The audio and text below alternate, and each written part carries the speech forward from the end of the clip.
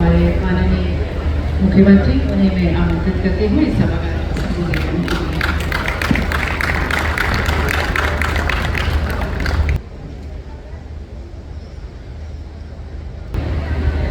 Uttar Pradesh global investor summit आज के इस एमएसएमई और सहकारिता से संबंधित समिट में मुख्य अतिथि के रूप में उपस्थित भारत सरकार के माननीय गृह एवं सहकारिता मंत्री आदरणीय अमित शाह जी, प्रदेश सरकार में मेरे वरिष्ठ सहयोगी उप मुख्यमंत्री श्री ब्रजेश पाठक जी, प्रदेश सरकार के एमएसएमई विभाग के मंत्री श्री राकेश सचान जी, सहकारिता विभाग के मंत्री श्री जेपीएस राठौर जी, मंत्रिमंडल के मेरे सभी सहयोगीगण, भारतीय जनता पार्टी के प्रदेश के अध्यक्ष, आज के इस कार्यक्रम में उपस्थित प्रदेश के मुख्य सचिव, पुलिस महानिदेशक, फिक्की के अध्यक्ष श्री शोभाकांत पांडा जी, यूपी चैप्टर के अध्यक्ष श्री मनोज गुप्ता जी, एमएसएमई सेक्टर और सहकारिता क्षेत्र से जुड़े हुए सभी उपस्थित भाइयों बहनों, आप सबकी ओर से, प्रदेश की 25 करोड़ जनता की ओर से मैं देश के यशस्वी गृह और सहकारिता मंत्री आदरणीय अमित शाह जी का उत्तर प्रदेश की राजधानी लखनऊ में आयोजित इस ग्लोबल इन्वेस्टर समिट के आज की इस सम्मेलन में हृदय से स्वागत करता हूं, अभिनंदन करता हूं। हम सब जानते हैं कि माननीय गृह और सहकारिता मंत्री जी का व्यक्तित्व देश के 4 महापुरुषों की छाप को स्पष्ट अपने साथ लेकर के चलता है। एक ओर भारत की प्राचीन उस ऋषि परंपरा का प्रतिनिधित्व जो आदि जगत गुरु शंकराचार्य की परंपरा की साधना से जुड़ी हुई है। दूसरा, एक कुशल संगठनकर्ता के रूप में जो आचार्य चाणक्य के रूप में हम सबको दृष्टिगोचर होता है। एक प्रखर राष्ट्रभक्ति का तेज जो वीर सावरकर के रूप में इस देश ने आजादी के आंदोलन के रूप में देखा, और एक अंत्योदय से अमृत काल की विकास की उस यात्रा के विजनरी नेतृत्व के रूप में दुनिया के लोकप्रिय नेता आदरणीय प्रधानमंत्री जी के मार्गदर्शन में इन 4 महापुरुषों के एक समन्वय के रूप में जो एक व्यक्तित्व हम सबके सामने देखने को मिलता है, जिनके ऊपर देश के अंदर आजादी के अमृत महोत्सव वर्ष में जो एक बड़ा कार्य आदरणीय प्रधानमंत्री जी ने जो विभिन्न प्रकार के कार्यक्रम किए, वह आत्मनिर्भरता के लक्ष्य को प्राप्त करने की दिशा में जिस कदम को आगे बढ़ाया था,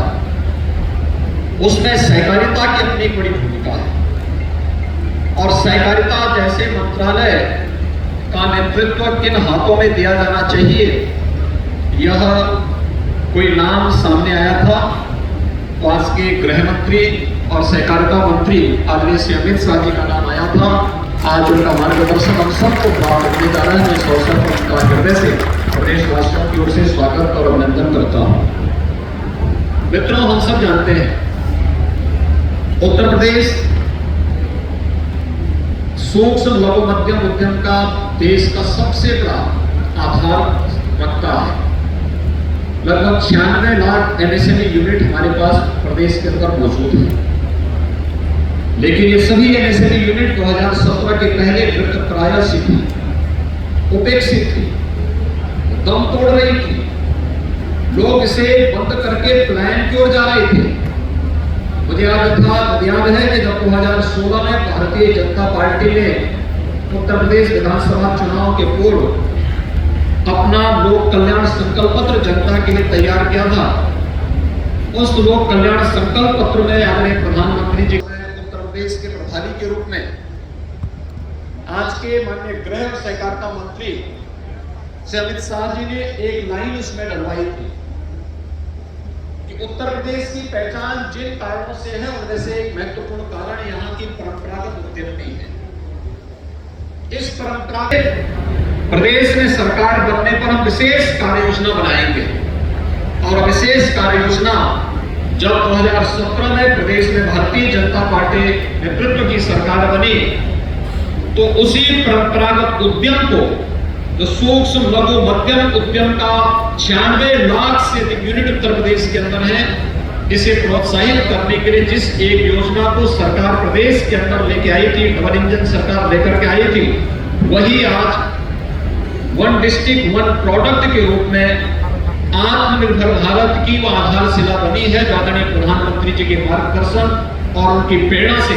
आज प्रदेश की एक लोकप्रिय योजना बन चुकी है और जिसने उत्तर प्रदेश के एक्सपोर्ट को लगभग दोगुना करने में सफलता प्राप्त की है।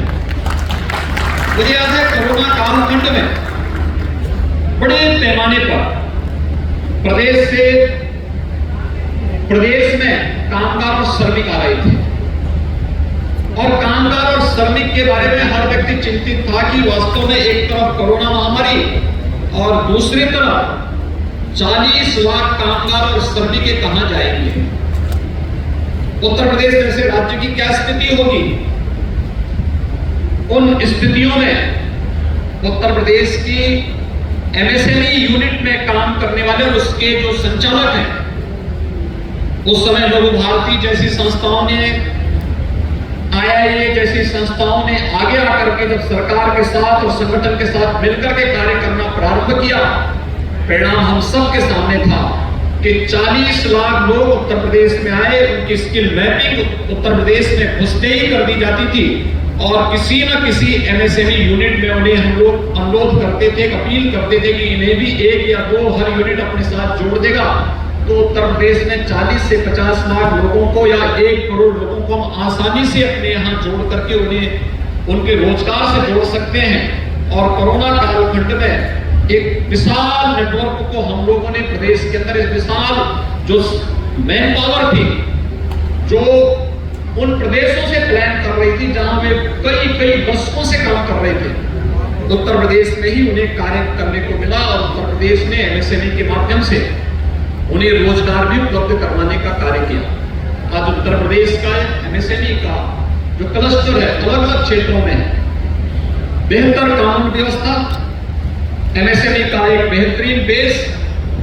लैंड बैंक और ईज ऑफ डूइंग बिजनेस के आदरणीय प्रधानमंत्री जी के विजनरी नेतृत्व के कार्यक्रम को आगे बढ़ाते हुए उत्तर प्रदेश जिस एक अभियान को लेकर के चला है, आज उसी का परिणाम है कि बड़े पैमाने पर वैश्विक बिजनेस ग्रुप आज उत्तर प्रदेश के अंदर निवेश की तरफ आकर्षित होने के लिए आए हैं और उत्तर प्रदेश की एमएसएमई बेस को नया आयाम देने के लिए सहकारिता आंदोलन किस रूप में प्रभावी भूमिका का निर्वहन कर सकता है, इन सभी मुद्दों पर चर्चा करने के लिए, आत्मनिर्भर भारत की परिकल्पना को साकार करने के लिए एमएसएमई और सहकारिता कैसे महत्वपूर्ण भूमिका का निर्वहन कर सकता है, यह सब तय करने के लिए भी आज का यह संगोष्ठी और यह ग्लोबल इन्वेस्टर समिट एक बड़ी भूमिका का निर्वहन कर सकता है। अपने बहुमूल्य समय में से देश की संसद की व्यस्तता, कार्यक्रम के बाद आदरणीय गृह मंत्री जी का यहाँ से अलग कार्यक्रम दूसरे राज्यों में भी लगे हुए हैं, उन सभी व्यस्तताओं के बीच में आपने ग्लोबल इन्वेस्टर समिट के प्रति अपनी शुभेच्छा व्यक्त की और उस दृष्टि से आज आपका मार्गदर्शन और आशीर्वाद इस ग्लोबल इन्वेस्टर समिट को प्राप्त हो रहा है। मैं आयोजन समिति की ओर से, प्रदेश की 25 करोड़ जनता की ओर से एक बार फिर से माननीय गृह और सहकारिता मंत्री जी का आज के ग्लोबल इन्वेस्टर समिट के एमएसएमई और सहकारिता से संबंधित इस गोष्ठी में हृदय से स्वागत और अभिनंदन करते हुए फिक्की और आप सभी उपस्थित जितने भी स्टेक होल्डर एमएसएमई और सहकारिता से जुड़े हुए हैं उन सबको हृदय से धन्यवाद देता हूं कि इन्होंने इस सेक्टर में विशेष प्रयास करके यहाँ पर भी निवेश की संभावनाओं को आगे बढ़ाने का कार्य किया है, जिसमें से 1,40,000 करोड़ रुपए से अधिक के प्रस्ताव हमें अकेले एमएसएमई सेक्टर में प्राप्त हुए हैं। मुझे पूरा विश्वास है कि आप सबके सहयोग से उत्तर प्रदेश का यह एमएसएमई, जो कहीं पर शिल्प क्लस्टर के रूप में, कहीं पर कारपेट के रूप में, कहीं पर ब्रॉस के रूप में, कहीं पे ग्लास के रूप में, कहीं इत्र के रूप में, कहीं स्पोर्ट्स आइटम के रूप में, कहीं टेराकोटा के रूप में, अलग अलग जगहों पर अलग अलग रूप में है, यह उत्तर प्रदेश की और देश के ग्रोथ इंजन के रूप में, औद्योगिक विकास के रूप में उसकी नींव बनेगी। आज के इस अवसर पर मैं एक बार फिर से माननीय गृह और सहकारिता मंत्री जी का हृदय से स्वागत और अभिनंदन करते हुए अपनी बात को यहीं पे विराम देता हूं। जय हिंद।